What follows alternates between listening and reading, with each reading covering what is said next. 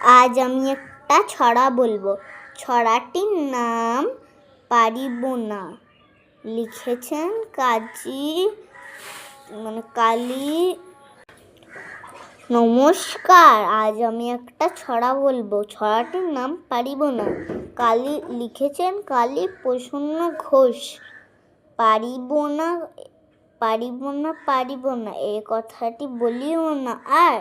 কেন পারিবে না তাহা ভাবো একবার। পাঁচজনে পারে যাহা তুমিও পারিবে তাহা। পারো কি না পারো যতন করো আবার, করো যতন আবার।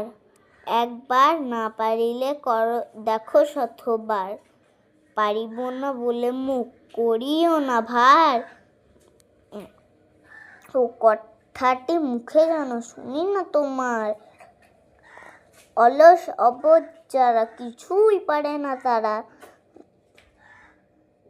নমস্কার, আমার নাম হচ্ছে আফরাজ। আমি আজ একটা ছড়া বলবো। আমাদের ছোট নদী। আমাদের ছোট নদী, রবীন্দ্রনাথ ঠাকুর। আমাদের ছোট নদী চলে পাকে পাকে, বৈশাখ মাসে তার হাঁটু জল থাকে। পার হয়ে যায় গরু, পার হয় গাড়ি, দুই ধার উঁচু তার ঢালু তার পাড়ি।